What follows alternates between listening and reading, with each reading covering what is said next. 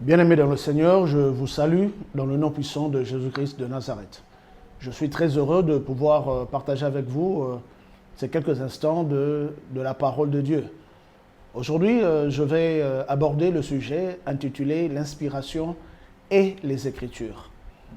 Beaucoup de gens m'ont appelé et beaucoup de gens m'ont écrit pour me demander, pour me poser la question. Qu'est-ce qui est plus grand finalement entre l'inspiration et les Écritures? C'est donc la raison de notre émission en ce jour de la théologie révélée sur notre chaîne. Que le Seigneur vous bénisse abondamment. Entre l'inspiration et les Écritures, lorsqu'on pose la question « qu'est-ce qui est plus grand ?», j'aurais souhaité commencer le propos ailleurs. Parce que je vais déjà dire d'entrée de jeu que, bibliquement parlant, en ce moment précis, on ne peut pas établir une doctrine si on ne connaît pas la divinité de Jésus-Christ. En d'autres termes, la christologie, c'est le centre de toutes les autres doctrines. C'est le socle et le fondement de toutes les autres doctrines. Lorsqu'on aura connu et compris le Seigneur Jésus-Christ dans sa plénitude, en ce moment-là, on comprendra ce qu'est l'inspiration et on comprendra aussi ce que sont les Écritures. Alors, déjà ici, je voudrais aborder le tout premier point qui consiste à présenter le Christ dans toute sa plénitude, ce que j'appelle l'infinitude du Christ, l'infinitude de Dieu. C'est-à-dire, Dieu est tellement infini. Le Christ est tellement grand, comme les Saintes Écritures le présentent, et je vais ici vous le présenter également. Je commence déjà par Romains au chapitre 11. Romains chapitre 11, nous allons lire à partir du verset 33. Le verset 33, juste. Ô profondeur de la richesse, de la sagesse et de la science de Dieu, que ses jugements sont insondables et ses voies incompréhensibles. Je vais ici souligner ces deux mots, insondable et incompréhensible. C'est ce que moi j'appelle l'infinitude de Dieu. En fait, l'infinitude, c'est cette grandeur illimitée de Dieu. C'est l'absence de limites dans son être. L'infinitude, c'est l'inépuisable sagesse qui se trouve au-dedans de lui. L'inépuisable intelligence, la grandeur inépuisable de Dieu. Je voudrais ici que nous puissions exalter le Christ comme étant l'illimitation de la connaissance. Une connaissance illimitée, car le Christ est incommensurable. C'est là le point de départ de toutes les doctrines. Il est incommensurable en puissance. Il est incommensurable, n'est-ce pas, dans sa sagesse et dans son intelligence. Et l'apôtre Paul était ici en train de déclarer, en train de s'exclamer « ô profondeur de la richesse ». Est-ce qu'on peut s'exclamer de cette manière? Est-ce que nous tous, nous pouvons, n'est-ce pas, nous exclamer devant la grandeur et la splendeur du Christ? Et cela va nous aider à bien bondir et comprendre tout ce que nous sommes en train d'apporter comme révélation. Ésaïe chapitre 55, à partir du verset 8. Ésaïe chapitre 55. Ayant connu, n'est-ce pas, la grandeur de Dieu dans Romains, Ésaïe chapitre 55 aborde dans le même sens. Le verset 8. Car mes pensées ne sont pas vos pensées, et vos voix ne sont pas mes voix, dit l'Éternel. Autant les cieux sont élevés au-dessus de la terre, autant mes voix sont élevées au-dessus de vos voix et mes pensées au-dessus de vos pensées. Ainsi, voyez-vous bien aimés, on ne peut pas cerner Dieu. On ne peut pas cerner Dieu. On ne peut pas cerner le Christ parce que il y a un gap énorme. Il y a n'est-ce pas, cet écart, comment dirais-je, incalculable. On ne peut pas comprendre ce Dieu insondable, inaccessible. Et à cause de cela, Jérémie a reçu cette grande révélation dans Jérémie au chapitre 33, au verset 3. La Bible dit, c'est un passage que nous connaissons tous, mais je vais lire quand même. Invoque-moi, ça c'est l'Éternel qui parle. Invoque-moi et je te répondrai. Je t'annoncerai de grandes choses, des choses cachées que tu ne connais pas.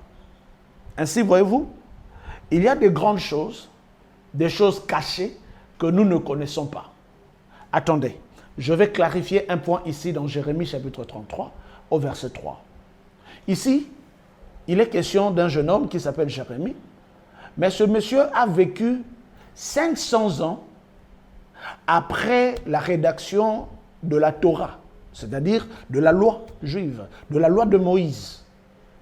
500 ans après. Ça veut dire qu'il y avait déjà la Torah, les Écritures. Ça veut dire qu'il y avait aussi beaucoup de prophètes. Tous les grands prophètes qu'on a l'habitude d'appeler, à tort ou à raison, je ne sais pas, des prophètes majeurs, ont prophétisé avant Jérémie. Ésaïe, Élie, Élisée, Moïse, Abraham, tous ces grands, David, voilà, Amos, Abdias, tous ces prophètes ont prophétisé avant Jérémie. Mais ils ont reçu de l'inspiration, des inspirations, des révélations. Ils ont également reçu la loi écrite, c'est-à-dire les Écritures ou la Torah. Mais ce monsieur reçoit la révélation de Dieu dans la présence des inspirations et de l'Écriture, mais Dieu lui dit, quand tu vas m'invoquer, je vais te répondre, je vais t'annoncer de grandes choses, des choses cachées que tu ne connais pas. Ça veut donc dire que Jérémie, malgré la loi écrite et malgré la loi, comment dirais-je, la loi, n'est-ce pas, inspirée, malgré tous les prophètes qui ont prophétisé, il y a beaucoup de grandes choses que Jérémie ne pouvait toujours pas comprendre. Pourquoi? C'est l'infinitude de Dieu. Dieu est tellement infini, ce qu'il n'a pas communiqué est plus grand que ce qu'il a communiqué. Jérémie chapitre 33, c'est une très grande richesse pour identifier, n'est-ce pas, notre petitesse devant Dieu, pour identifier également la petitesse de l'inspiration de Dieu devant, comment dirais-je, la pensée de Dieu. Je suis ici en train de dire déjà que ce soit l'inspiration ou que ce soit les Écritures, tout cela sont infimes, infimement petits devant la pensée de Dieu. La pensée est tellement grande, la pensée est tellement énorme. Ce que Dieu nous communique, c'est juste à la mesure de notre taille humaine. Un homme a repris Jérémie chapitre 33, le verset 3. Il s'agit de Paul. Paul a repris ça, mais en utilisant d'autres terminologies. 1 Corinthiens chapitre 2, à partir du verset 9. 1 Corinthiens chapitre 2, à partir du verset 9, écoutez ce que l'apôtre Paul est en train de dire. Mais comme il est écrit, ce sont des choses que l'œil n'a point vues, des choses que l'oreille n'a point entendues et qui ne sont point montées au cœur de l'homme, des choses que Dieu a préparées pour ceux qui l'aiment. Dieu nous les a révélées par l'Esprit, car l'Esprit sonde tout, même les profondeurs de Dieu. Bien aimé, ça c'est extraordinaire. Ainsi vous voyez, il y a de ces choses que l'œil n'a point vues, il y a de ces choses que l'oreille n'a point entendues, des grandes choses cachées. Hein? Il y a encore des grandes choses cachées, voilà, qu'on n'a pas encore entendues. Mais que le Seigneur a disposé un moment pour nous les révéler, mais il nous les révèle progressivement jusqu'au jour où nous serons semblables à lui. En ce moment-là, nous le connaîtrons tel qu'il est dans sa globalité. Mais tant que nous sommes encore sur cette terre, peu importe, n'est-ce pas, comment dirais-je, nos appréhensions, sachons qu'il y a quelque chose de plus grand. Les réserves de Dieu sont de très loin plus grandes que que la communication de Dieu. Ainsi donc, Dieu a placé ces grandes choses cachées dans la bouche d'une personne. Et ça, c'est extraordinaire. Les choses cachées à Jérémie, les grandes choses, les choses cachées que nous ne connaissons pas, des choses que l'œil n'a point vues, des choses que l'oreille n'a point entendues, Dieu a placé ces choses dans la bouche d'une personne. Et c'est dans la personne de Jésus-Christ. Ainsi, Jésus-Christ, il est l'intelligence insondable qu'Ésaïe a prophétisée. Le Seigneur Jésus-Christ, il est la sagesse de Salomon. Il est la sagesse infiniment variée de Dieu. Le Christ, il est l'inspiration, il est toute l'inspiration divine. Il est le mystère de grandes choses cachées de Dieu. Le Christ, c'est l'intelligence infiniment variée de Dieu. Alors, lorsque nous avons compris le Christ dans cette dimension-là, nous pouvons maintenant parler de l'inspiration. Mais avant cela, je vous invite à lire Éphésiens au chapitre 3, le verset 8. C'est l'apôtre Paul qui parle. Il dit « À moi qui suis le moindre de tous les saints, cette grâce a été accordée d'annoncer aux païens les richesses incompréhensibles de Christ. » Voyez-vous, bien-aimés, le Christ, c'est la richesse incompréhensible. C'est pourquoi nous devons être humbles. Nous devons savoir que nous sommes en face d'un Dieu infini. Maintenant, je vais ici apporter une différence parce que si on ne sait pas faire la différence, établir la différence entre ces 4 terminologies, ce débat sera vide. Il y a 4 terminologies qu'il va falloir définir et qu'il va falloir distinguer. Beaucoup de gens mélangent ces 4 notions. Il y a d'abord la notion de la révélation. Deuxièmement, il y a la notion de l'inspiration. Troisièmement, il y a la notion des Écritures. Et quatrièmement, il y a la notion de l'illumination. 4 notions qu'il va falloir maîtriser. Si on ne sait pas maîtriser et on fait la confusion, alors on ne pourra pas clarifier le sujet. Ces 4 éléments: 1, la révélation, 2, l'inspiration, 3, les Écritures, et puis 4, l'illumination. Je commence d'abord par la révélation. Je définis la révélation comme étant l'acte par lequel Dieu fait connaître une vérité que l'homme ne pouvait découvrir par lui-même. Le Seigneur décide de transmettre lui-même des vérités que l'homme était incapable de connaître par lui-même. C'est cela la révélation. Ainsi, ce Dieu illimité communique sa révélation à l'être humain.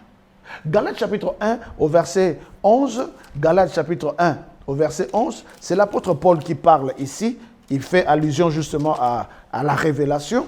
Il dit ceci: « Je vous déclare, frères, que l'évangile qui a été annoncé par moi n'est pas venu de moi. » Le verset 12.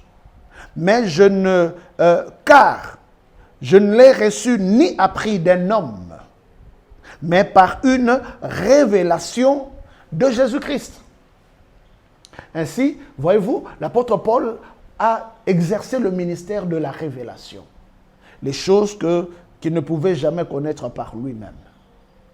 Et toute la Bible, n'est-ce pas, est remplie de ces personnes à qui Dieu a transmis des révélations, des informations et des connaissances que l'être humain ne pouvait pas comprendre. La révélation est donc tirée de l'infinitude de Dieu. C'est très important de comprendre cela. C'est Dieu, l'infini, qui transmet sa révélation aux hommes limités. Alors, si Dieu illimité communique sa révélation aux êtres limités, ça veut dire qu'il va donner la révélation selon la mesure de ces gens qui sont limités.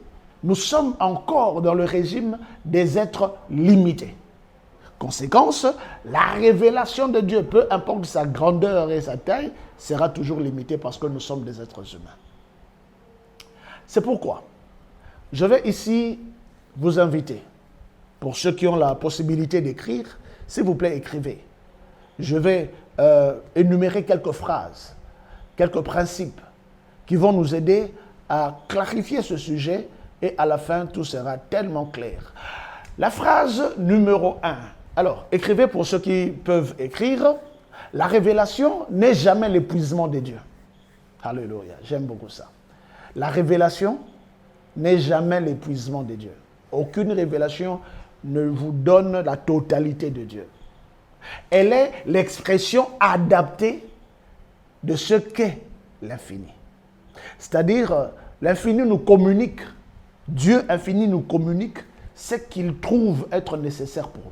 Elle est l'expression adaptée de ce que l'infini consent à manifester.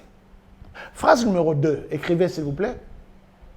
L'intelligence et les informations de Dieu sont trop grandes pour être contenues. Alléluia.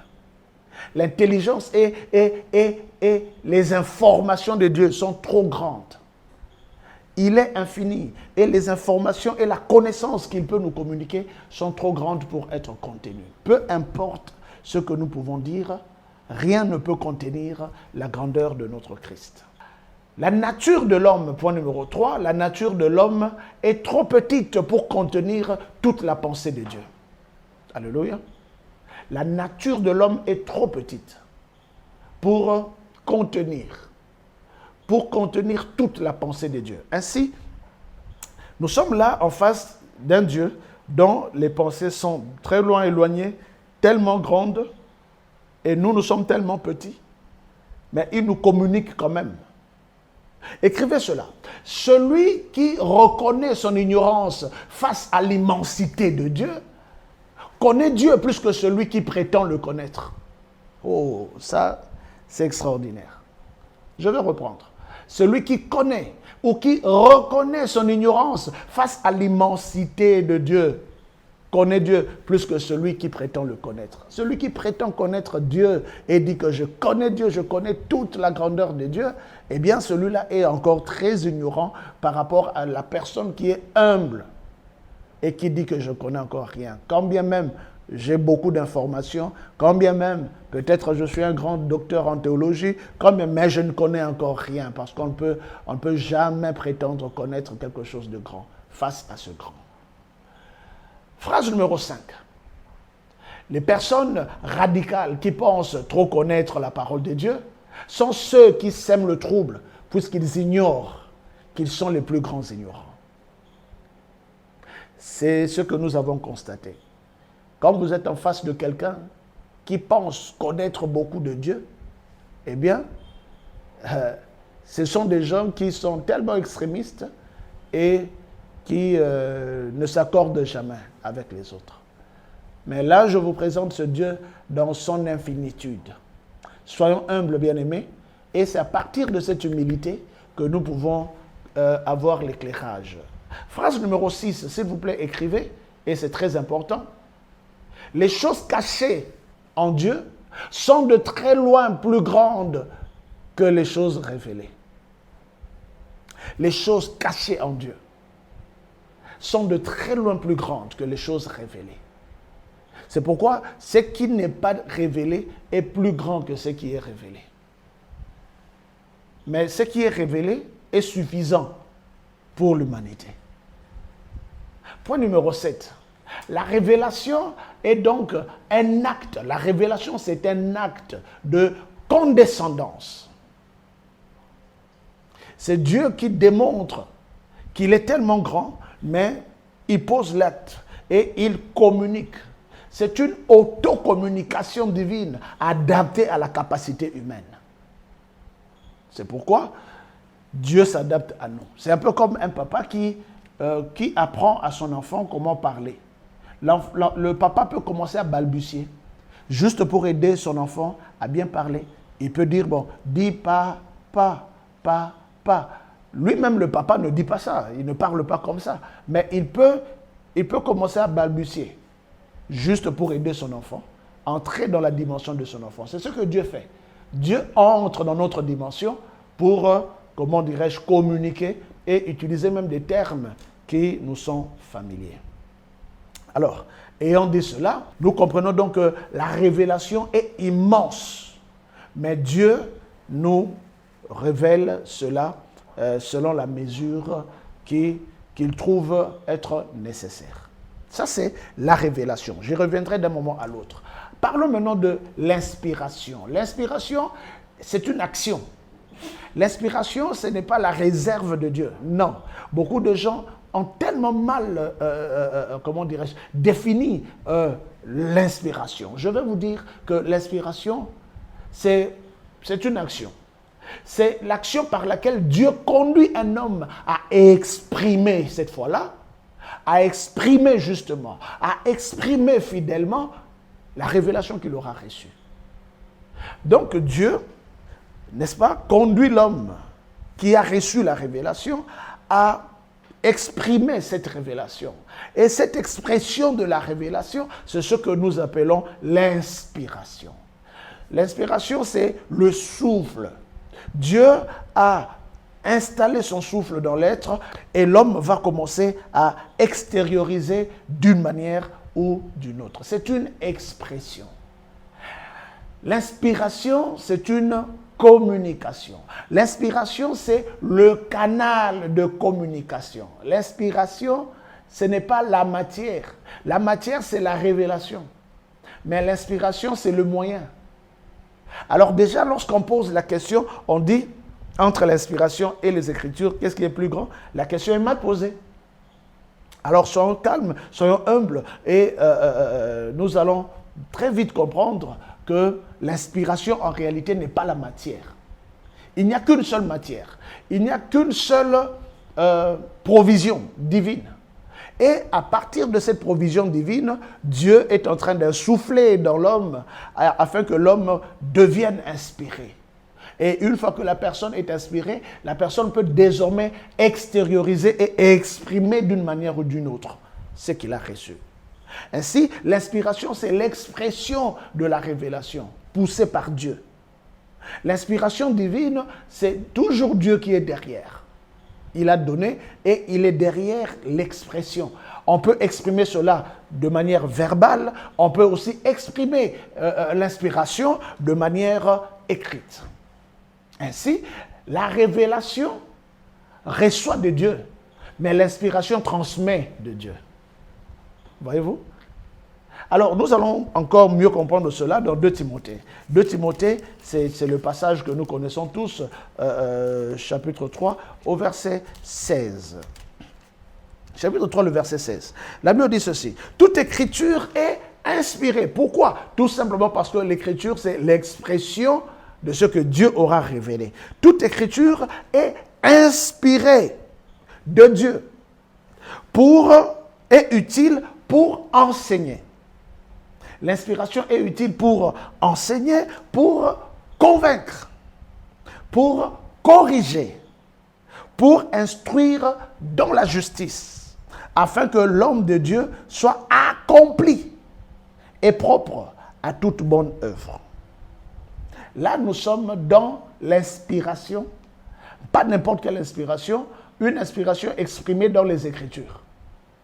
Toute écriture est inspirée de Dieu. L'écriture dont il est question ici, c'est l'inspiration écrite. Et la Bible déclare que cela est utile pour enseigner.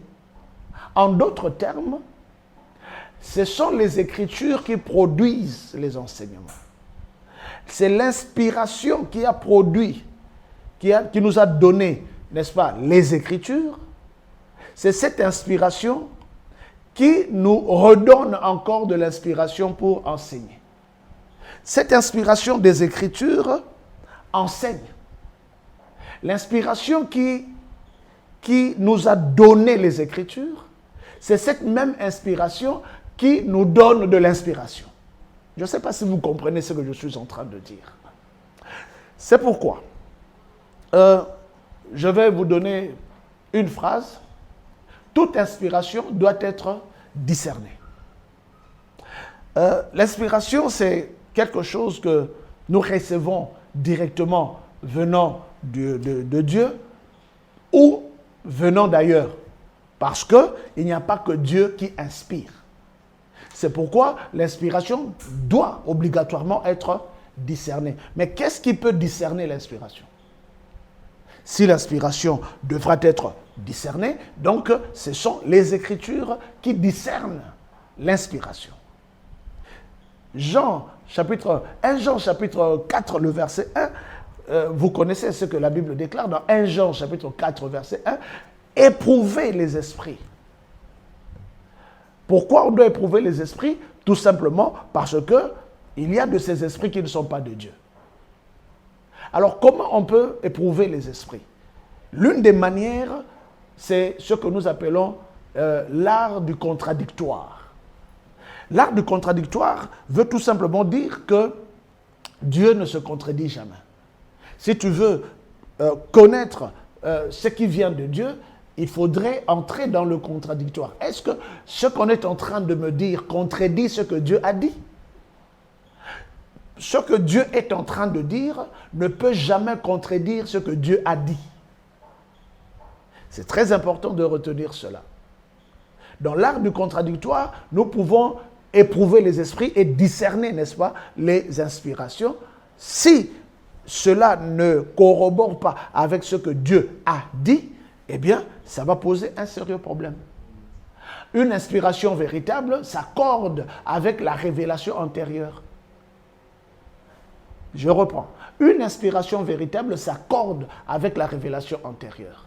Ce qui a été dit doit s'accorder et doit, n'est-ce pas, se sentir à l'aise de se mettre ensemble avec ce qui est en train d'être dit. L'inspiration véritable ne crée pas une vérité nouvelle contradictoire. Si tu reçois une inspiration nouvelle qui entre en contradiction ou qui crée une vérité nouvelle, et cette vérité nouvelle contredit ce qui a été dit, eh bien, il va falloir réexaminer la chose. Ok, et on dit cela, je crois que je peux maintenant commencer à toucher notre question. Là, j'ai mis des bases. Maintenant, on peut toucher véritablement à la question. Et là, je vais parler de l'inspiration opérationnelle.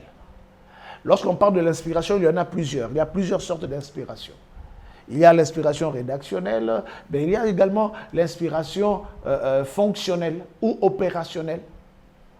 Je définis l'inspiration opérationnelle comme étant l'art d'exploiter les Écritures, l'art d'exploiter l'inspiration existante. Comment opérer dans ce qui existe déjà? Comment utiliser, n'est-ce pas, comment dirais-je, les instructions qui existent déjà? Il y a des gens qui ont l'art, qui ont l'intelligence, qui ont la capacité, qui ont la fonctionnalité. Ils ont l'inspiration de fonctionner dans ce que Dieu leur a donné. Je suis en train de dire ceci. Là, pour être plus clair, je vais vous donner, comment dirais-je, quelques illustrations. Je suis dans le football. Il y a des grands footballeurs comme Lionel Messi, par exemple, ou comme Cristiano Ronaldo, ou comme Kylian Mbappé. Lionel Messi, c'est un très grand joueur. Lionel Messi a fait des choses extraordinaires sur le terrain. Si je vous posais la question, entre Lionel Messi et la FIFA, qui est plus grand? Qu'est-ce que vous allez me répondre?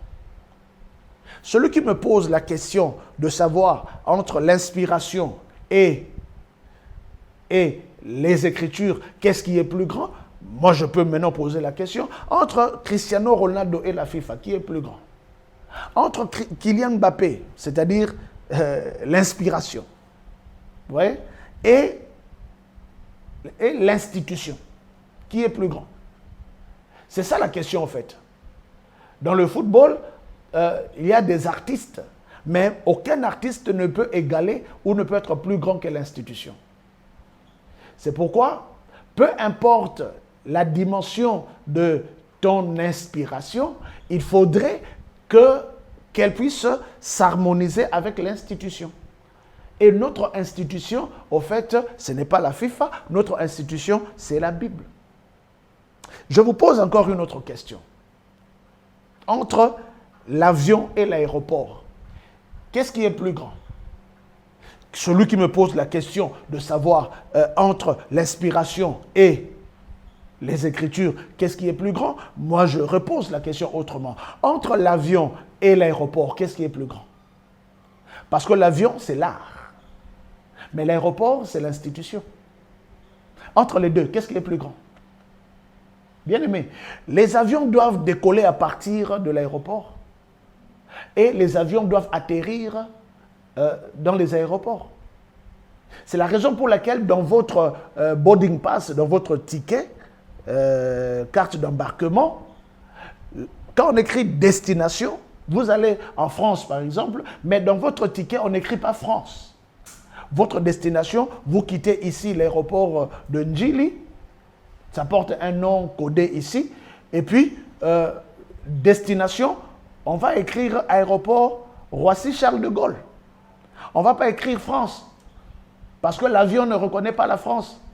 L'avion reconnaît l'aéroport.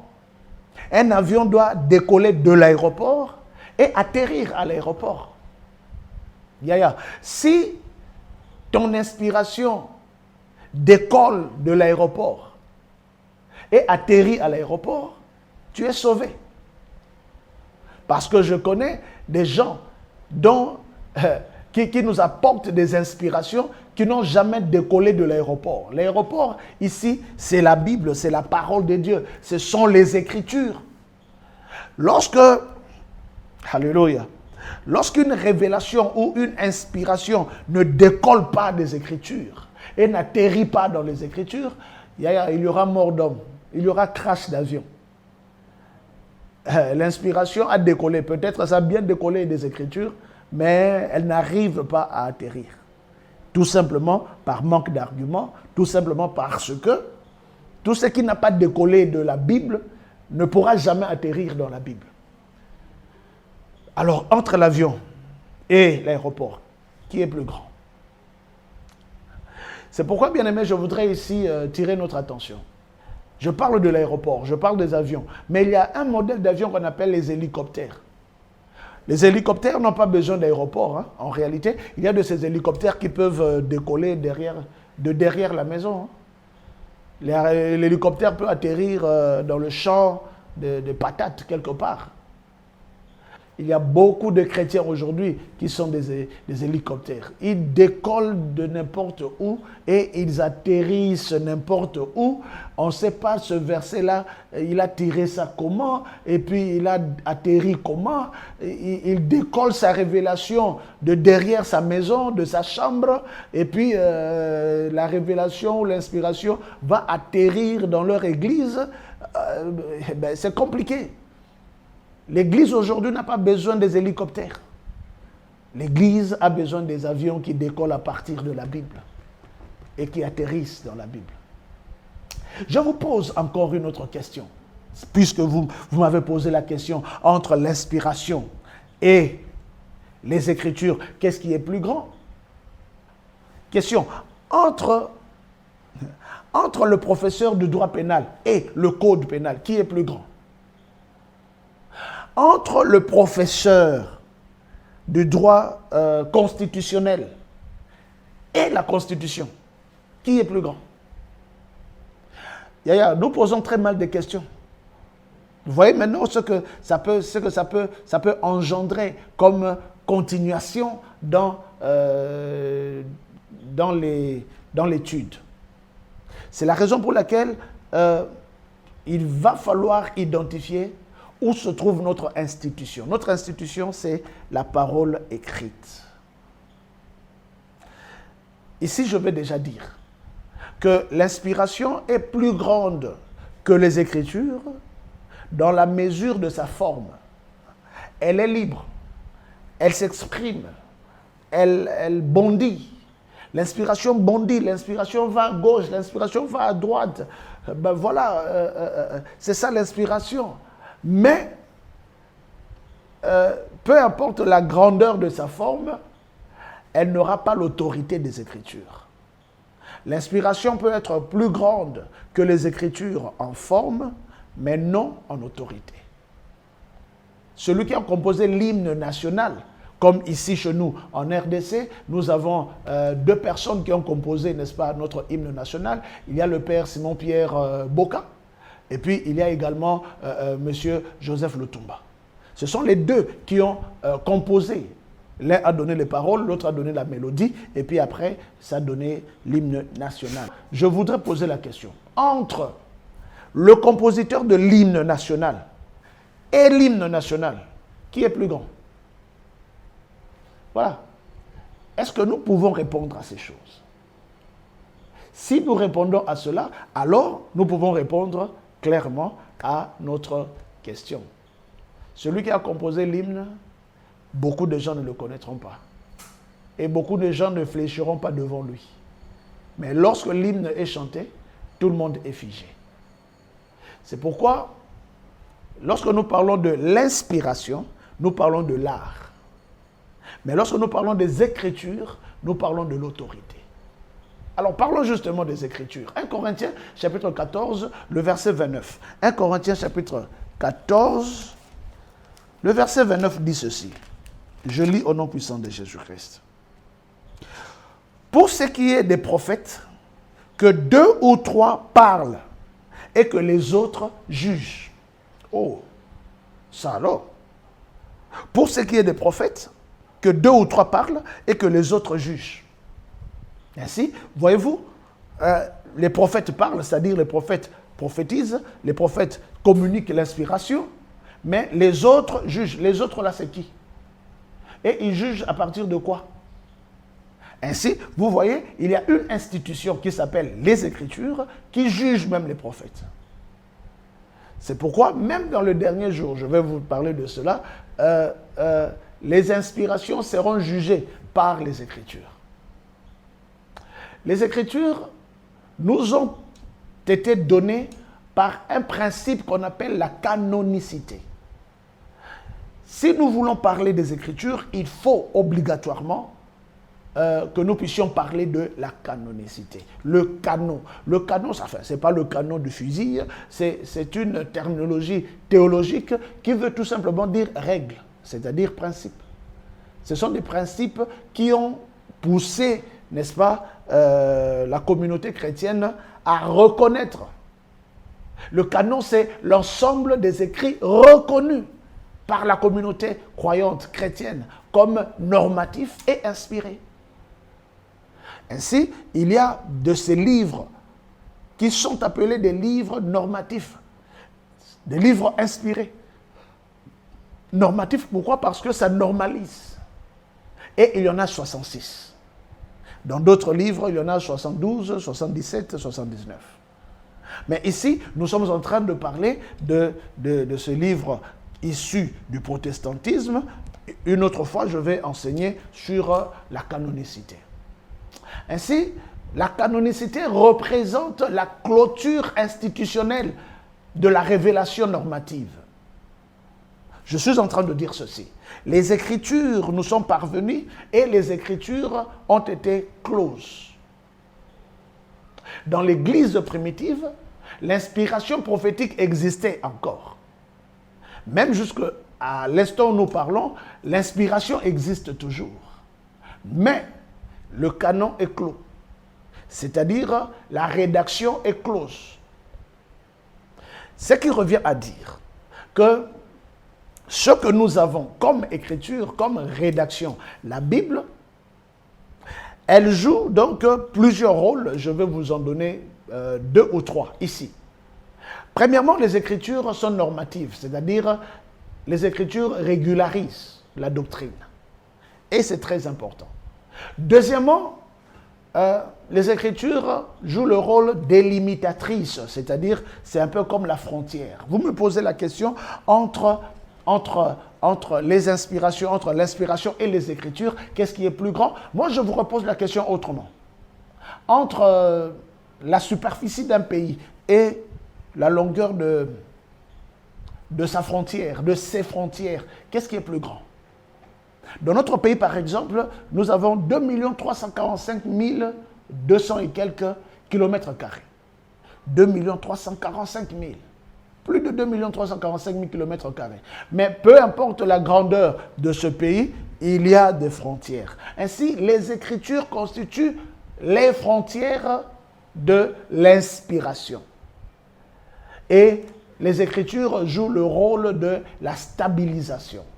Ils protègent, les Écritures protègent la communauté contre, n'est-ce pas, tout ce qui est inspiration autre, outrancière. Sans les Écritures, toute revendication d'inspiration resterait partiellement illimitée et incontrôlable. S'il n'y a pas d'Écriture, il n'y a plus de contrôle. Si on relègue les Écritures au second plan, eh bien, le désordre va prendre le dessus. L'inspiration des Écritures, c'est l'action surnaturelle du Saint-Esprit qui, tout en respectant la personnalité des auteurs humains, a souverainement guidé la rédaction. C'est le Saint-Esprit qui a guidé la rédaction et à cause de cela, nous reconnaissons, n'est-ce pas, l'origine divine des textes sacrés pour garantir son autorité en tant que parole de Dieu. 2 Pierre, chapitre 1, le verset 20. 2 Pierre, chapitre 1, le verset 20. La Bible dit ceci. Oh, ça c'est extraordinaire. La Bible dit, sachant tout d'abord vous-même qu'aucune prophétie de l'Écriture ne peut être un objet d'interprétation particulière. Car ce n'est pas par une volonté d'homme qu'une prophétie a jamais été apportée. Mais c'est poussé par le Saint-Esprit que les hommes ont parlé de la part de Dieu. Alléluia. Alors, et on dit tout ce que nous venons de dire là. Je vais vous donner la 9e phrase. Et elle est extraordinaire. L'inspiration actuelle peut dépasser l'Écriture en forme, mais pas en autorité. Écrivez cela, c'est très important. L'inspiration actuelle peut dépasser l'Écriture en forme, mais pas en autorité. C'est ce que je venais de dire tout à l'heure. Pour que nous puissions comprendre cela, je vais donner une illustration assez simple à comprendre. Vous avez ici Monsieur le ministre, mieux, Madame la ministre, qui est là avec son garde du corps. Je vous pose la question, entre Madame la ministre et son garde du corps, qui est plus fort? Ça dépend de ce qu'on appelle force. Ça dépend de ce qu'on comprend par la force. Si la force, ce sont des muscles, alors le garde du corps est plus fort que Madame la ministre. Parce qu'il est plus musclé et c'est un sportif, un karatéka par exemple. Mais si la force dont il est question, entre les deux qui est plus fort, si la force c'est de l'argent, parce que l'argent c'est aussi une force, ben, en ce moment-là, Madame la ministre, même si physiquement elle n'est pas plus forte que son garde du corps, elle est plus forte en termes d'argent, en termes de richesse, plus que, n'est-ce pas, ce monsieur qui le garde. Entre les deux, qui est plus fort? Ça dépend de ce qu'on appelle la force. Si la force, c'est de l'autorité, eh bien, Madame la ministre, parce qu'elle est ministre, elle a plus de force que son gardien, son garde du corps. En posant la question, il va falloir identifier, n'est-ce pas, tous les sujets et les clarifier de manière assez pratique. L'inspiration rédactionnelle établit la Bible au rang d'institution. C'est une autorité, la Bible. La Bible, c'est notre autorité. C'est une institution. Alors, peu importe les muscles que l'on peut avoir, peu importe les inspirations que l'on peut avoir, en termes d'autorité, la Bible, c'est le livre ayant autorité. Pourquoi? Parce que le Seigneur Jésus-Christ, dans Jean chapitre 12, au verset 48, le Seigneur Jésus-Christ a dit, la parole que j'ai annoncée, c'est elle qui le jugera au dernier jour. Vous voyez, le Seigneur Jésus nous donne une vérité extraordinaire. Ce sont les Écritures qui vont juger, n'est-ce pas, les hommes. C'est au travers des Écritures que le jugement aura lieu, pas au travers des inspirations. C'est pourquoi les Écritures vont même juger les inspirations. c'est la parole qui a été donnée. Cette parole qui a été donnée a été écrite. Et cette parole qui a été donnée et écrite sera en train de juger les paroles qui seront en train d'être dites, c'est-à-dire les inspirations. Mais pourquoi Dieu va-t-il établir les Écritures comme institution ou comme autorité? Tout simplement parce que l'esprit de l'homme parle trop plus que l'esprit de Dieu. C'est la raison pour laquelle Dieu doit établir, dans son amour, il établit des garde-fous afin que l'homme ne puisse pas se pervertir. 12e phrase, l'esprit de l'homme est semblable à une antenne qui capte n'importe quelle fréquence, bonne ou mauvaise. Alléluia. C'est à cause de cela, justement. On va se réveiller demain, on va dire que Dieu m'a dit. Ne sachant pas que ce n'est pas Dieu qui a dit. Mais il y a de ces gens qui sont tellement convaincus de l'ainsi dit l'Éternel qu'ils se mettent en action directement. Ok?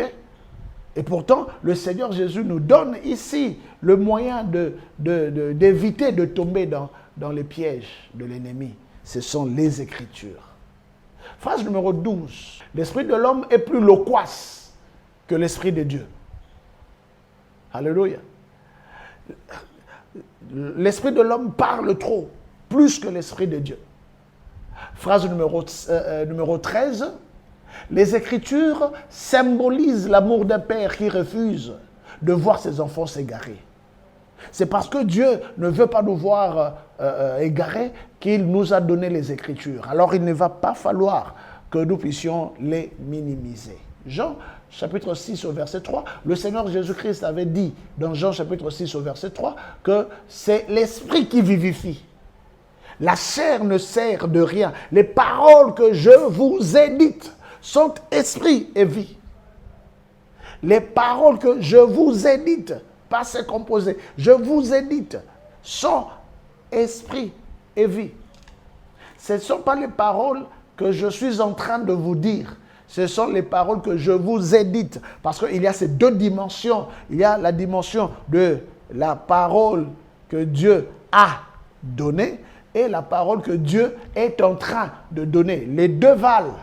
Mais ce que Dieu est en train de dire doit être jugé et apprécié sur base de ce que Dieu a dit. Et ce que Dieu a dit se trouve inscrit dans ce merveilleux livre. Lorsqu'on analyse ce verset, on se rend très vite compte, n'est-ce pas, de cette évidence. 2 Timothée chapitre 3, le verset 16. Dans 2 Timothée chapitre 3, le verset 16, c'est un passage que beaucoup connaissent déjà. La Bible dit ceci. La Bible dit, toute écriture est inspirée de Dieu et utile pour enseigner, pour convaincre, pour corriger, pour instruire dans la justice, afin que l'homme de Dieu soit accompli et propre à toute bonne œuvre. Si les Écritures rendent l'homme de Dieu accompli, ça veut donc dire que les Écritures sont accomplies. Ça veut donc dire que les Écritures sont suffisantes pour accomplir quiconque, pour rendre parfait quiconque. C'est pourquoi je reviens, n'est-ce pas, à notre première image, ce Dieu infini, qui nous donne selon la portion nécessaire. Et la portion que Dieu nous a donnée, mentionnée dans les Écritures, nous suffisent. Ce qui veut dire que nos Écritures, les Écritures, la parole de Dieu, n'ont plus besoin d'être ajoutées de n'importe quelle manière. Phrase numéro 15, et c'est très important, la phrase numéro 15, c'est que Dieu a placé la source de l'inspiration du livre dans le livre. Oh, j'aime beaucoup ça. J'aime beaucoup ça. Je suis en train de dire ceci. Dieu a placé la source de l'inspiration du livre. Ce livre est inspiré. Mais la source de cette inspiration, Dieu l'a placée dans le livre. C'est-à-dire dans les Écritures. De telle sorte que l'inspiration qui a produit les Écritures se loge dans les Écritures. C'est pourquoi celui qui lit régulièrement le livre inspiré devient inspiré. Tout simplement parce que Dieu a installé la source de l'inspiration de la Bible dans la Bible. Pourquoi?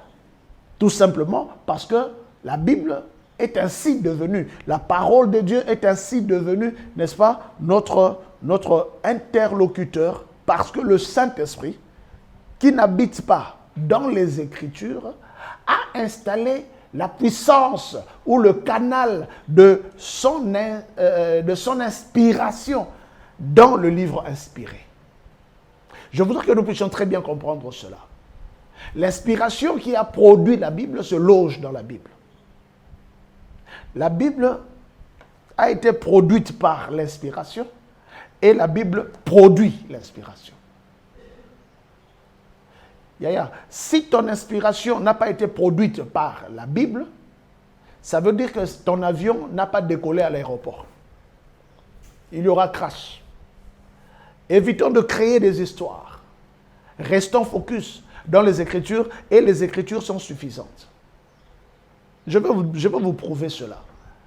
Il y a plusieurs manières de prouver. Je vous donne un exemple. Le jour de la Pentecôte, Actes des Apôtres, chapitre 2. Le jour de la Pentecôte, la Bible déclare, boum, le Saint-Esprit est descendu, et puis les apôtres ont commencé à parler en d'autres langues. Les gens ont afflué pour voir qu'est-ce qui se passait. Ces gens-là sont ivres. Alors, en ce moment-là, Pierre prend la parole, parce qu'il a entendu les gens dire qu'ils sont ivres. Il prend alors la parole, ayant reçu le Saint-Esprit. Mais vous savez le discours de Pierre? Il s'est fondé sur ce qui est écrit. Il s'est fondé sur la parole. Même le jour de la Pentecôte, la parole n'a jamais été mise de côté. Les Écritures n'ont jamais été mises de côté. Tout simplement parce que toute inspiration doit être jaugée par les Écritures. Alors, je voudrais que nous puissions écrire cette phrase numéro 18. L'inspiration a construit la Bible pour y demeurer. Je reprends. L'inspiration a construit la Bible pour y demeurer. Phrase numéro 19, c'est extraordinaire. La Bible n'est pas la demeure du Saint-Esprit, mais elle est plutôt la demeure de l'inspiration. La Bible, quand vous la lisez couramment, régulièrement, eh bien, bien-aimé, vous finirez par devenir inspiré. Parce que la Bible parle. L'inspiration qui a produit la Bible est produite par la Bible. Phrase numéro 20. Vous pouvez trouver le Saint-Esprit en dehors des écrits, mais pas l'inspiration divine. Je réponds. Vous pouvez trouver le Saint-Esprit en dehors des Écritures, mais pas l'inspiration divine. Parce que le Saint-Esprit n'est pas embrigadé, n'est pas emprisonné dans les Écritures. Mais son inspiration, désormais, réside dans les Écritures. Phrase numéro 21. L'écriture sans l'inspiration est une lettre morte, mais l'inspiration sans l'écriture est un fantôme. Et ça, c'est très important. Nous n'avons pas besoin des fantômes. Nous n'avons pas besoin des gens très inspirés, mais peu encrins dans les Écritures. Phrase numéro 22. J'aime beaucoup la phrase numéro 22. C'est fondé dans Matthieu chapitre 16 au verset 18. Nous connaissons très bien le passage de Matthieu 16, le verset 18. Mais écrivez quand même la phrase.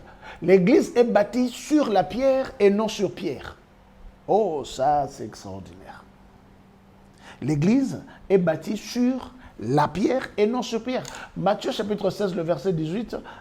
Matthieu chapitre 16, le verset 18. La Bible déclare ceci. Et moi, je te dis que tu es Pierre, et que sur cette pierre, je bâtirai mon église, et que les portes du séjour des morts ne prévaudront point contre elle. Tu es Pierre, et sur cette pierre, il y a deux pierres. Il y a Pierre avec P majuscule, c'est l'homme, et il y a Pierre avec P minuscule, c'est la pierre. Et Jésus-Christ dit que tu es Pierre, P majuscule, mais sur cette pierre, P minuscule, je bâtirai mon église. L'église est bâtie sur la pierre et non sur pierre. Et la pierre, c'est la révélation matérielle, palpable, tangible. Ce sont les fondements des apôtres. Tu es Pierre, apôtre, sur cette pierre, le fondement des apôtres. C'est pourquoi Jésus-Christ a utilisé, n'est-ce pas, l'image de la pierre pour nous parler du fondement des apôtres. La pierre, ce sont les inspirations physiques, écrites. Ce sont les Écritures. Mais Pierre, c'est l'inspiration. Vous voyez, Pierre, c'est quelqu'un qui était très inspiré. Mais Jésus-Christ dit, je ne bâtirai pas mon église sur tes inspirations, je bâtirai mon église sur les inspirations qui ont été données et qui seront désormais écrites. C'est cela la différence qu'il y a entre les Écritures et, n'est-ce pas, l'inspiration. Il y a beaucoup de pierres qui sont inspirées, mais il n'y a qu'une seule pierre qui est fondée. Et ça, c'est une grande richesse pour les chrétiens. Ainsi donc, bien-aimés, maintenant que nous avons compris la place des Écritures face, n'est-ce pas, à l'inspiration, je voudrais ici répéter quelque chose que j'avais dit au début, c'est que la canonicité, le canon, a été clos. C'est-à-dire, la rédaction des livres a été close. Et cela est écrit dans la Bible. Cela est écrit dans Jude chapitre 1 au verset 3, mais c'était également écrit dans Apocalypse au chapitre 22. Nous allons lire cela.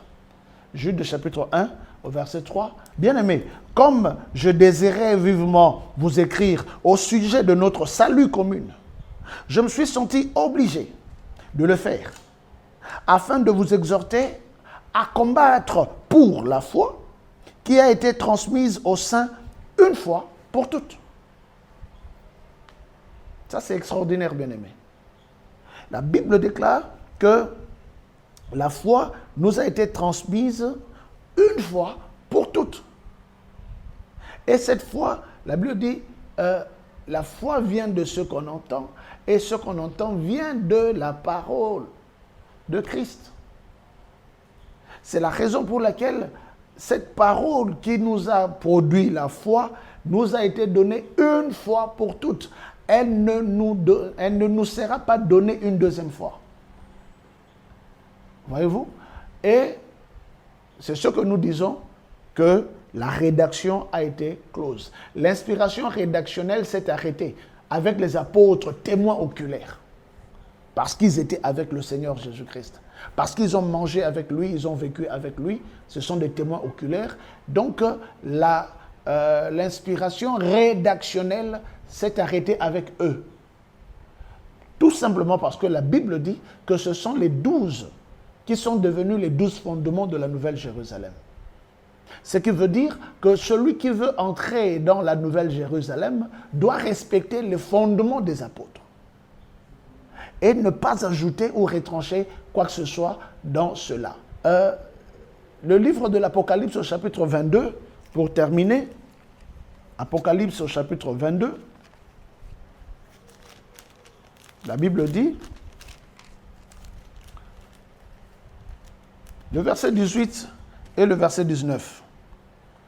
La Bible dit ceci.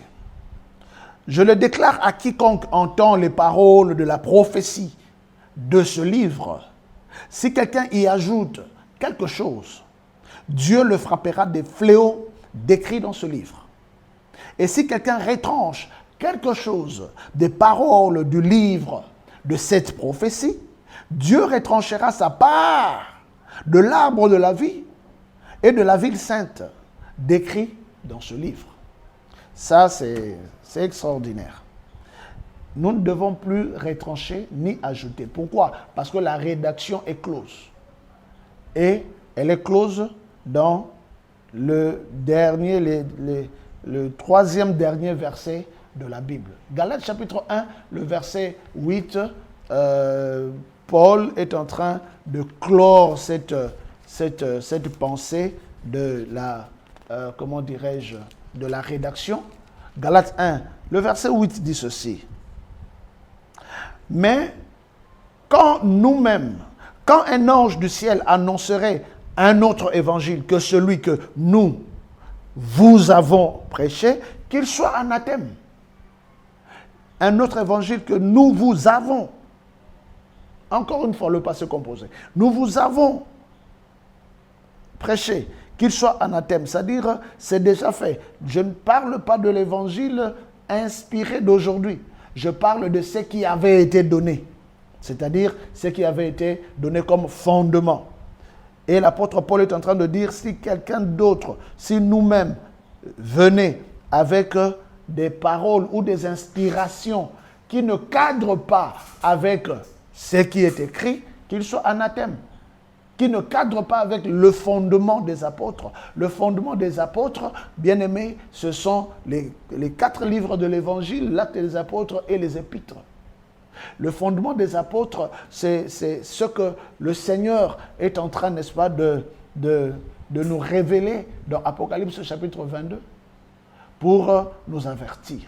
C'est très important de maîtriser, n'est-ce pas, cette logique-là. Nous avons donc parlé de la révélation, nous avons parlé de l'inspiration, nous avons parlé du livre, c'est-à-dire des écrits ou des écritures. Maintenant, en fin de compte, le dernier élément que j'avais cité, c'est l'illumination. L'illumination, c'est également un domaine de la communication de l'inspiration. C'est l'action par laquelle Dieu éclaire un croyant pour comprendre la révélation qui est déjà donnée. L'illumination ne crée pas une révélation. L'illumination ne crée pas une inspiration. L'illumination explique. L'illumination fait comprendre. C'est lorsque ce qui a été révélé, finalement, est en train d'être compris. C'est ce que la Bible appelle l'illumination. Beaucoup de gens ont reçu de l'inspiration, mais eux-mêmes n'ont pas compris cette inspiration. Beaucoup de gens ont été révélés, mais eux-mêmes n'ont jamais compris ce qu'était cette révélation. Donc, tous nous avons besoin d'être illuminés. Recevoir la connaissance, c'est bien, mais demander à l'Éternel d'illuminer notre intelligence, c'est encore mieux. C'est pourquoi Luc chapitre 24, le verset 45, Luc chapitre 24, le verset 45, on nous parle de l'illumination. Là, 24, le verset 45 dit ceci. Je lis au nom puissant de Jésus-Christ. Alors, il leur ouvrit l'esprit afin qu'ils comprissent les Écritures. Oh, l'illumination nous fait comprendre les Écritures. Voilà, c'est ce qui est extraordinaire. Lorsqu'on se dit qu'on est inspiré, ou lorsqu'on dit qu'on est illuminé, au fait, tout doit rôter autour de ce qui est écrit. L'autorité de notre foi, c'est ce qui est écrit. Ce qui est écrit sauve les hommes, a créé, a produit et continue de produire le salut des millions et des milliards de personnes. L'illumination ne nous donne pas une nouvelle vérité. L'illumination rend compréhensible une vérité déjà existante. L'illumination est intérieure et personnelle. Alors, pour clore, nous allons pouvoir dire ceci. Phrase numéro 23. Historiquement, l'inspiration précède les Écritures, viennent avant les Écritures. Mais, doctrinalement, les Écritures délimitent l'inspiration. Nous avons besoin des Écritures pour délimiter l'inspiration. Phrase numéro 24, s'il vous plaît, écrivez, c'est intéressant. J'aime beaucoup la phrase numéro 24. Écrivez. Marie la Vierge a enfanté Jésus le Christ, mais elle devait accepter d'être conduite par lui. Oh, ça, je réponds. Marie la Vierge, ou la Vierge Marie, a enfanté Jésus le Christ, mais elle devait accepter d'être sa disciple. Elle devait accepter que son fils soit son maître. Elle devait accepter, n'est-ce pas, de s'humilier devant celui qu'elle avait enfanté. L'inspiration enfante la rédaction, mais l'inspiration doit accepter de se soumettre à la rédaction. Marie a enfanté Jésus, le Christ, mais Marie doit accepter de se soumettre à Jésus en tant que le Maître. C'est extraordinaire, bien-aimé, de comprendre ces grands mystères. Je donne ici la phrase numéro 26. Nous craignons l'inspiration, car elle est anarchique. Nous préférons la sécurité du texte. Ça aussi, ça va prêter, n'est-ce pas? Ça va causer beaucoup de débats, mais nous préférons cela comme cela. Phrase numéro 27. C'est que l'Esprit inspire aujourd'hui ne peut pas défaire ce qu'il a inspiré hier. Et la phrase 28. La chair et le sang produisent plus d'inspiration que le Saint-Esprit. S'il n'y a pas de garde-fou, on devient fou. Oh, ça, c'est bien dit. Je reprends. La chair et le sang produisent plus d'inspiration que le Saint-Esprit. Les gens produisent des inspirations là où le Saint-Esprit n'a pas produit. C'est la raison pour laquelle nous disons que la chair et le sang produisent plus d'inspiration, parce que la chair et le sang captent des fréquences sataniques, démoniaques, humaines et même divines, etc. Et on mélange tout. La chair et le sang produisent des inspirations que le Saint-Esprit. C'est pourquoi nous disons, s'il n'y a pas de garde-fou, on devient fou. 29. L'Esprit Saint ne cherche pas à être original. Il cherche à être fidèle. Et puis 30. L'Esprit ne concurrence jamais la parole qu'il a lui-même inspirée. Bien-aimé, il y a 77 ou 77 phrases que j'ai prévues. Ainsi, voyez-vous, bien-aimés, il y a de très grandes richesses que nous pouvons transmettre. C'est pourquoi nous vous invitons le 21 février, samedi le 21 février à 9h. Nous allons, n'est-ce pas, partager le reste des phrases sur l'inspiration et sur la rédaction des Écritures. Et nous allons, n'est-ce pas, lancer notre session de formation de la théologie révélée en présentiel. Parce que nous avons lancé en ligne, mais là nous allons lancer en présentiel. Toute personne qui veut suivre les cours bibliques à l'école du devenir et recevoir la connaissance révélée le 21, samedi le 21 à 9h à l'auditorium Christ Arena, commune de Kasavubu, avenue Kandakanda numéro 27. Bien-aimés, nous allons pouvoir bénéficier de très grandes connaissances et nous allons partager la parole de Dieu pendant 6 mois pour que nous puissions au mois d'août recevoir, n'est-ce pas, nos parchemins. Le Seigneur est grand et vous allez voir, n'est-ce pas, les annonces sur les différents réseaux sociaux de nos pages et sur la chaîne Arvignon Télévision sur TNT. Le Seigneur Jésus est grand, il est merveilleux et il fait de très grandes choses. Entre l'inspiration et la rédaction, qu'est-ce qui est plus grand? Nous avons dit tout simplement que la rédaction ou les Écritures ont plus d'autorité, mais l'inspiration a plus de liberté. Que le Seigneur vous bénisse et que la grâce de l'Éternel soit avec vous, dans le nom puissant de Jésus-Christ.